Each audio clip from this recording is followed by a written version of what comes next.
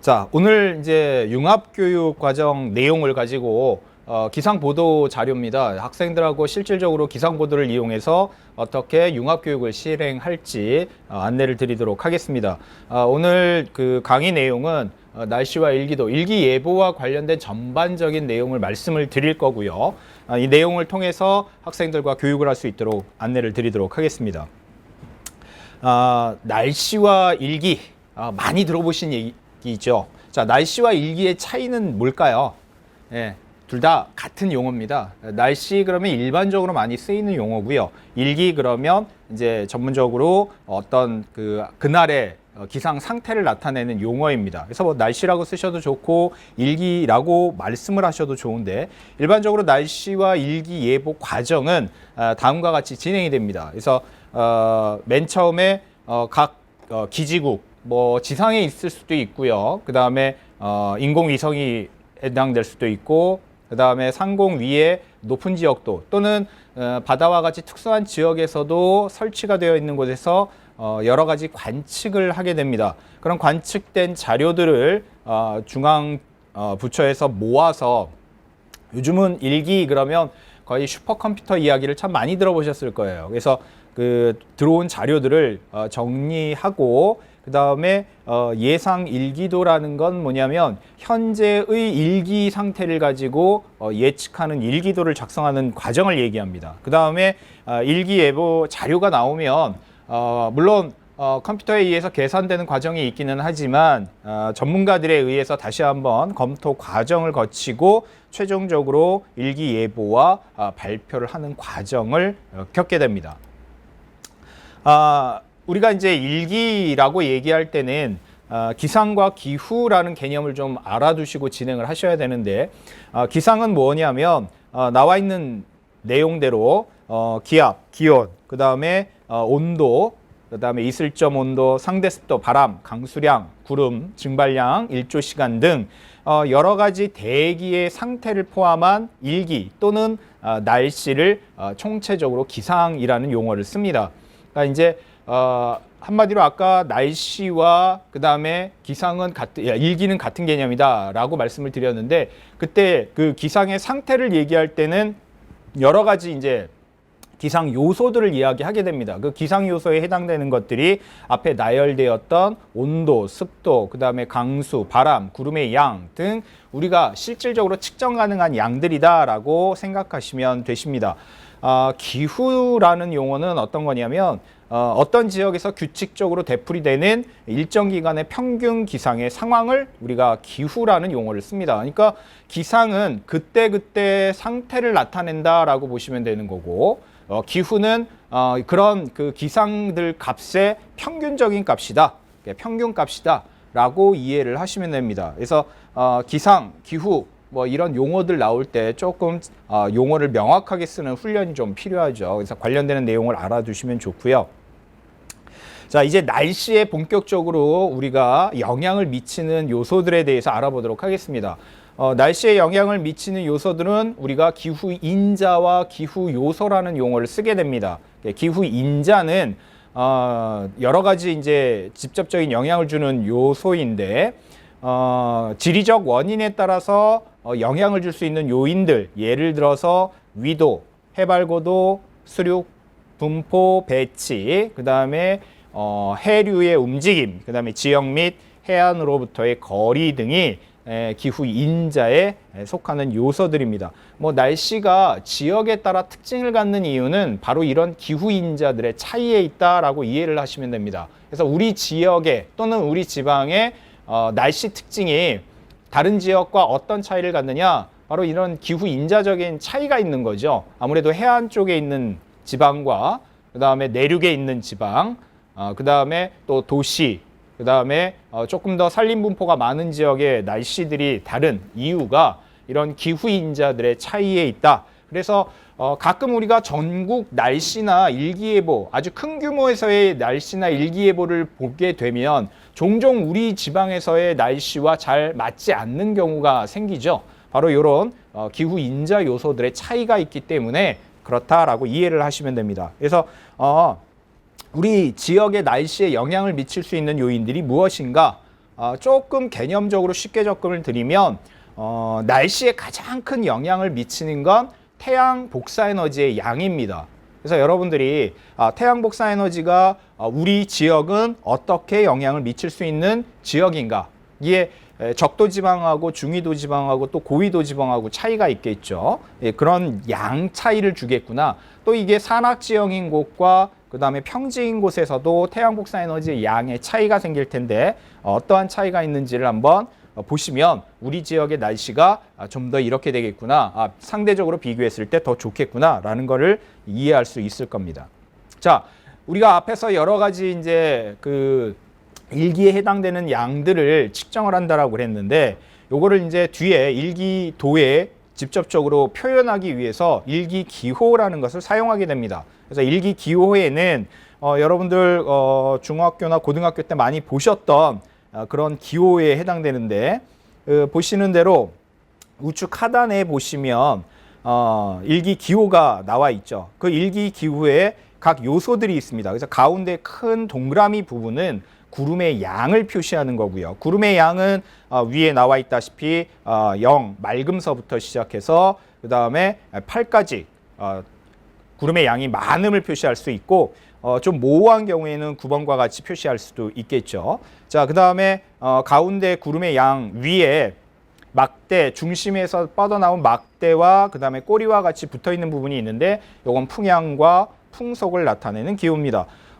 여러분들 이제 풍향 같은 경우에는 보통 우리가 방위계 개념을 많이 사용하는데 방위계라는 건 여러분들 동서남북 네 방향을 나타내는 사방위계 혹은 중간에 더 북동, 북서 나누어서 8방위계 또는 16방위계 이렇게 표현이 된다라고 알아두시면 되시고요. 풍향은 어디에서 어디로 진행이 되는 거냐면 꼬리 쪽에서 풍속을 나타내는 꼬리 쪽에서 그 다음에 구름의 양을 나타내는 중심 방향으로 표현이 된다라고 알아두시면 됩니다. 그래서 지금 나와 있는 PPT의 자료대로라면 지금 북쪽과 서쪽 사이가 꼬리 방향이 있죠. 거기서부터 시작을 해서 중심 방향으로 다가온다. 다시 말하면 이거는 북서풍이라고 읽으시면 팔방위계 표현법으로 읽는 방법에 해당됩니다. 뭐 좀 더 자세하게 나누기 위해서는 16방위계와 같이 북북서 이런 식으로 표현하셔도 개략적으로 표현이 가능한 내용입니다. 그래서 풍향은 꼬리에서 머리 쪽 방향이다. 바람의 시작 방향으로부터 중심 방향으로 간다. 그렇게 하는 이유는 뭐냐면 여러분들 바람이 불어오는 방향과 불어가는 방향이 있는데 불어오는 방향은 과거죠. 과거에 이미 벌어진 사실입니다. 과학에선 사실을 기반으로 하기 때문에 불어온 것은 사실이고 앞으로 불어갈 방향은 예측 가능하기가 어렵죠. 방향이 언제든 바뀔 수가 있기 때문에. 그래서 풍향을 표현할 때는 우리가 시작을 해서 오는 방향을 풍향으로 나타내고 앞으로 나아갈 방향은 표현하지 않습니다. 그래서 풍향할 때는 항상 바람이 어디로부터 불어왔다라는 기준을 생각하시고 방향을 알아두시면 좋습니다.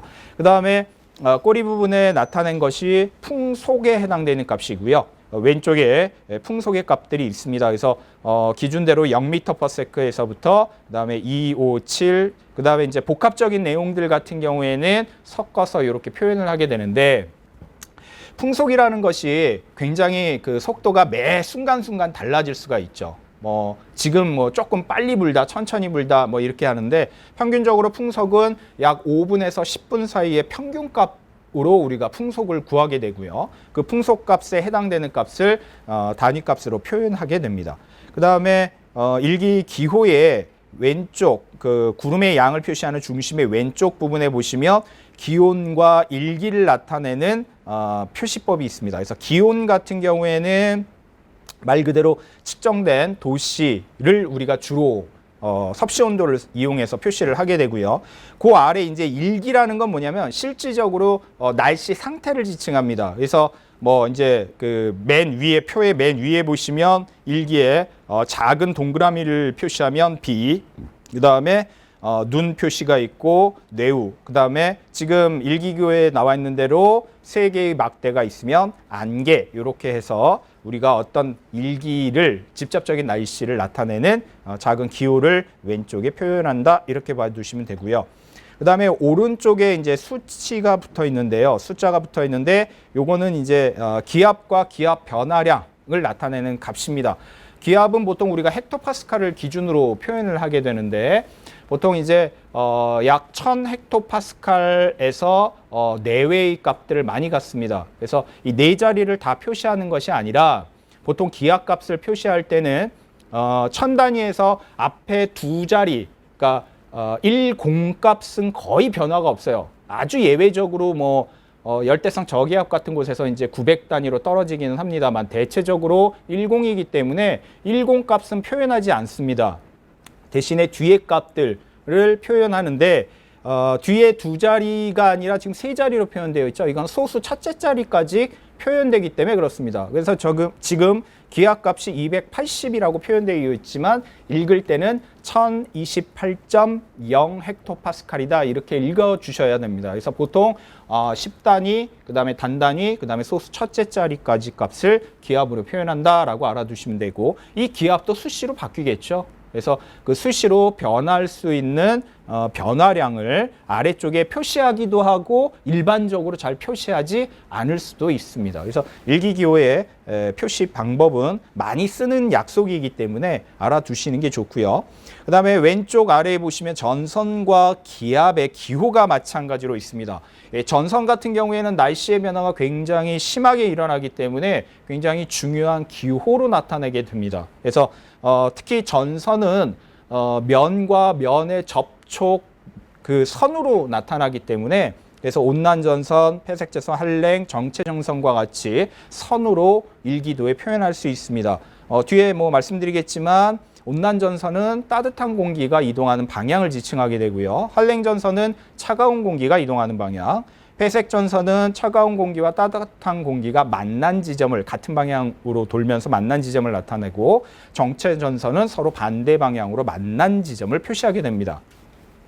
그 다음 이제 그 기압의 상태에 따라서 우리가 고기압, 저기압을 표현하게 되는데, 고기압은 보통 폐곡선 중심의 H라고 많이 표현하고, 그 다음에 저기압은 폐곡선 중심의 L, 이렇게 많이 표시합니다. 물론 한글로 고 또는 저로 표현하기도 하죠. 태풍은 열대성 저기압이고요. 전선을 동반하지 않는 대표적인 날씨 변화가 아주 큰 일기 현상이기 때문에 따로 이렇게 일기도에 표현하는 방법이 있다라고 알아두시면 좋습니다. 보통 이제 우리나라에 태풍이 발생을 하면 특정한 계절에 주로 발생을 하죠. 그러니까 우리나라에서 발생한다는 것이 아니라 우리나라에 영향을 미치는 시기가 대체로 여름이기 때문에 태풍 기호가 일기도에 우리나라 부근에 나타나면 어느 계절이구나라는 짐작을 할 수도 있습니다. 그래서 이런 것들을 좀 보시면 일기를 읽는 데 도움이 되죠. 자, 기상을 우리가 이야기할 때, 날씨를 얘기할 때 여러 가지 이제 영향 요인들을 알아볼 수가 있습니다. 그 중에 이제 기압, 날씨, 그러니까 공기의 양의 정도를 나타내는 게 이제 기압 값인데, 기압 분포는 여러분들이 의외로 어떻게 있는지 잘 모르는 경우가 많습니다. 이유는 알다시피 공기를 볼 수 있는 사람은 없죠. 보이지 않죠. 이 보이지 않는 기체들이 어떻게 분포하고 있는가라고 학생들에게 물어보면 모르는 경우가 꽤 많습니다. 그래서 실제로 이런 것들을 표현하고 어떻게 분포하고 있는 건지 물어보는 것도 상당히 좋은 것 중에 하나입니다. 지금 이제 규모가 굉장히 큰 규모에서의 기압 분포가 지금 그래프상으로 나타나 있는데, 왼쪽 끝에 있는 그래프는 고도가 킬로미터 단위죠. 0에서 50km 사이의 범위에 해당되고, 그때 이제 공기의 밀도를 이제 구해 보면 지표면에 가까울수록 공기의 밀도는 굉장히 큽니다. 그 다음에 고도가 높아질수록 급격하게 공기의 밀도가 줄어들죠. 다시 말하면 기압의 값이 굉장히 많이 줄어듭니다. 여러분들이 이제 우리가 대기권에서 지표면 부근에는 공기의 양이 많다. 다시 말하면 기압이 굉장히 높다. 단위 면적당 공기의 양이 많다라고 표현하는 게 더 정확하겠죠. 공기의 양이 많다. 근데 상층으로 올라갈수록 공기의 양이 줄어든다라는 것을 잘 이해하셔야 됩니다. 근데 의외로 위아래로 공기의 이동이 그렇게 흔하게 일어나지는 않습니다. 왜 그런지 한번 나중에 알고 있는 것도 굉장히 중요한 요소 중에 하나여서 알고 계시면 좋을 것 같고요. 밀도가 아니라 이제 기압 단위로 측정을 하더라도 같은 개념이죠. 그래서 오른쪽에 기압 단위로 공기의 양을 표현하면 대략적으로 지표 부근에서는 아까 말씀드렸죠. 1000헥토파스칼 정도에 가까운 값들을 유지하고 있고요. 보통 이제 1기압 그러면 1013 헥토파스칼 정도 값을 갖게 되는데, 대충 그 정도 값에서 이제 상공으로 올라가면 올라갈수록 기압 값이 점점점 줄어든다라는 걸 볼 수가 있겠죠. 그래서 지표면 부근과 그다음에 상공에서의 공기의 양의 차이가 있다. 기압 분포가 점점 낮아진다라는 개념을 같이 알아두시면 일기 읽어주실 때 여러 가지 정보를 알 수가 있어요. 일기도와 등압선도인데, 이제 본격적으로 이제 일기도를 나타내는 방법에 들어갈 건데, 일기도 그러면 아래 그림과 같이 PPT에 있는 그림과 같이 표현할 수 있습니다. 많이 복잡하죠? 예. 보통 이제 그 TV에서 나오는, 텔레비전에서 나오는 일기도는 좀 단순화시킨 그림이고요. 이런 그림은 이것도 전문가용은 아닙니다. 훨씬 복잡합니다. 전문가용들은 여러 가지 이제 데이터들을 넣어서 표현하는 것들이 있기 때문에. 근데 이제 개략적으로 우리가 알고 있는 그 일기도의 값을 표현을 다 하게 되면 이렇게 된다라는 걸 보여드리기 위해서 보여드리는 값이고, 이게 뭘 나타낸 거냐면 아까 배우셨던 일기 기호가 있는 지점들은 실질적으로 관측 지점이다, 이렇게 생각하시면 됩니다. 그러니까 균등하게 분포되어 있는 것이 아니라, 보시다시피 대륙 쪽에는 일기 기호가 많이 있죠. 그 다음에 바다, 해양 쪽에는 일기 기호가 좀 많지 않습니다. 그건 관측할 수 있는 지점의 간격의 차이, 또 숫자의 차이가 있다라는 걸 알아두셔야 되고요. 그 다음에 밑에 이제 그 바다와 육지를 구분한 그림은 지형도죠. 그러니까 육지와 그 다음에 바다의 분포를 나타낸 그림이고, 그 위에 파란색을 여러 가지 이제 그 패곡선을 이용해서 표현해 놨는데, 요게 등압선도라는 겁니다. 등압선도라는 건 뭐냐면 기압이 같은 지점을 연결한 선을 우리가 등압선도라고 이야기를 하게 되고, 아까 말씀드렸던 그 중심 패곡선에는 고기압 H, 저기압 L 표시가 되어 있죠. 이렇게 됩니다. 이런 등압선도는 어떻게 그리느냐? 우리가 이제 얼핏 보면 지형도의 등고선도하고 비슷하게 보이는데, 실제로 이 공기의 기압 분포를 같은 지점을 연결한 선이 등압선도이고, 이 등압선도를 그리기 위해서는 각 관측 지점에서 공기의 기압을 다 측정을 해야 됩니다. 근데 아시다시피 공기의 기압은 관측하는 위치에 따라서 값이 다 다르지요. 무슨 말을 쓰려면 해발고도가 0m인 지점에서 측정한 값과 해발고도가 1000m인 관측소에서 측정한 값이 같은 의미로 비교가 될 수는 없을 겁니다. 왜냐하면 앞에 보여드렸다시피 높낮이, 해발 고도에 따라서 기압의 양이 달라지기 때문에 보통 각 관측 지점의 값들은 보통 해수면 기준 값으로 전부 다 전환하게 됩니다. 우리가 이제 보정 작업을 한다라고 표현을 하는데, 그래서 보통 이제 같은 시각에 측정된 값들을 다시 해면 고도 값으로 보정해서 그 값들을 기준값으로 일기기호를 다 나타내게 돼요. 그리고 그 일기기호를 기준으로 해서 등압선도라는 것을 그리게 됩니다.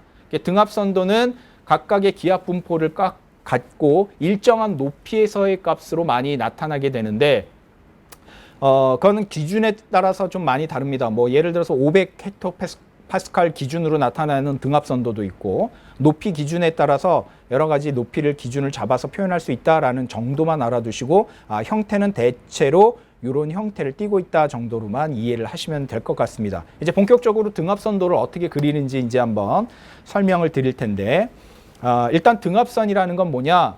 등압선이라는 건 기압의 값이 같은 지점을 연결한 선을 우리가 등압선이라고 얘기합니다. 앞에 지도에서 보셨던 파란색 선들이 등압선에 해당됩니다. 중학교 교육과정에 참 많이 언급되는 용어 중에 하나죠. 등압선을 그릴 때는 1000헥토파스칼을 기준선으로 하고 간격은 약 4헥토파스칼 간격으로 그린다라고 아마 많이들 배웠을 겁니다. 그러니까 이게 뭐냐면 대체로 기압의 변화되는 정도가 약 4헥토파스칼 간격 정도로 하면 기압 변화를 적절하게 볼 수 있는 수준에 해당된다라고 이해를 하시면 됩니다. 근데 이게 이제 계절에 따라서 좀 달라질 수는 있어요. 왜냐하면 어떤 지역에서 기압의 값이 그렇게 확 변하지 않을 수도 있습니다. 그런 경우에는 꼭 4헥토파스칼이 아니라 2헥토파스칼 간격으로 표시하는 경우도 있습니다. 뭐 예를 들어 여름철이라든지 그다음에 바다 쪽에 이제 그 관측 지점이 많지 않은 경우에는 기압 변화를 유추하기 위해서 간격을 좀 더 좁혀서 여러 가지 표현을 좀 잘 나타나도록 하는 방법론을 사용할 수도 있습니다. 그렇지만 일반적으로 등압선을 그릴 때는 1000헥토파스칼 기준의 4헥토파스칼 간격으로 표현한다 정도로만 알아두시면 좋을 것 같습니다. 자, 등압선은 우리가 그림을 그릴 때 앞에서 등고선과 같이 연속적으로 그려야 되는데 이게 좀 어려운 부분입니다. 이때 기압은 고기압에서 저기압 또는 저기압에서 고기압으로 연속적 변화가 나타난다는 것을 머릿속에 갖고 계셔야 돼요. 그래야 등압선을 굉장히 잘 그려낼 수 있습니다. 이 말이 좀 어려운데 이 말을 이해하기 위해서는 아래쪽에 두 가지 예시를 한번 보시면 될 것 같습니다. 그래서 두 개의 등압선을 그린 그림이 있는데 왼쪽의 것이 실질적인 기압의 연속성에 의한 배치를 나타낸 거예요. 무슨 말이냐면 등고선과 등압선은 좀 비슷하게 생각하시면 좀 편하세요. 산 정상 부위와 산 아래 부분에서 여러분들 등고선을 그려보면 산 정상 부위에 패곡선이 나타나는 부분이 있고 그 다음에 골짜기 부분에서는 이렇게 좀 깊이 패인 이런 선들이 나타나게 되는데 이때 높은 지점을 연결한 지금 그림에서 보시면 왼쪽 고기압 A 지점과 오른쪽에 고기압 B 지점을 연결한 요 선을 기압 능, 그러니까 이제 산에서 표현할 때는 능선이라고 하는 표현이 쓰여지는 부분입니다. 그러니까 이렇게 기압 능의 양쪽 끝부분에는 항상 고기압이 배치돼야 됩니다. 반대로 기압이 낮은 지점을 연결한 요 선, 기압 골선은 양쪽 끝에 저기압이 배치되도록 그림이 그려집니다. 보통 고기압이나 저기압 중심은 패곡선으로 그림이 그려지게 되고요.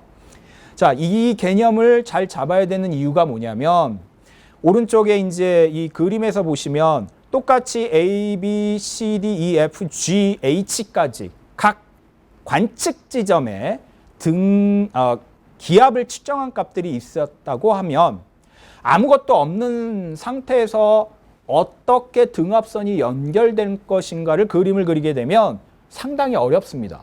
지금 잘못된 예를 하나 먼저 보시면 10, 12, 12, 12, 12, 16, 16, 12, 12, 11 이런 식으로 어떤 분포에서 같은 것들을 연결한다는 생각으로만 작성을 하게 되면 예를 들어 12, 12, 12를 연결하는 것, 그 다음에 16을 연결하고 11을 연결하게 되면 이런 엉뚱한 등압선도 그림이 나옵니다. 그러니까 여기에서 여러분들이 기억하셔야 될 건 등압선을 그리기 위해서는 기압 능과 기압 고를 찾는 게 중요해요. 그래서 저기압의 값이 있는 곳을 기준으로, 그 다음에 고기압이 분포할 만한 위치가 있는 곳을 기준으로 양쪽 지점을 연결하는 선들 그려서 기압골과 기압능에 해당되는 각 고기압 중심, 저기압 중심을 기반으로 이것들이 연속 선상으로 갈 때, 즉 기압 능선을 따라갈 때, 그 다음 기압 골선을 따라갈 때, 이때 양 끝단에 고기압 중심 또는 저기압 중심이 분포할 수 있다는 것을 알고 그림을 그리셔야 올바른 등압선 그림이 그려집니다. 그래서 이게 이제 처음에 개념을 잡을 때는 기압값이 같은 지점을 무조건 연결하는 것이 아니라 계략적으로 기압이 높은 지역, 그 다음에 기압이 낮은 지역을 각 지점값으로부터 추론하고 그 다음에 기압능과 기압선에 따라서 연속적 분포를 갖도록 그려진다라는 것을 잘 기억하고 출발하셔야 됩니다.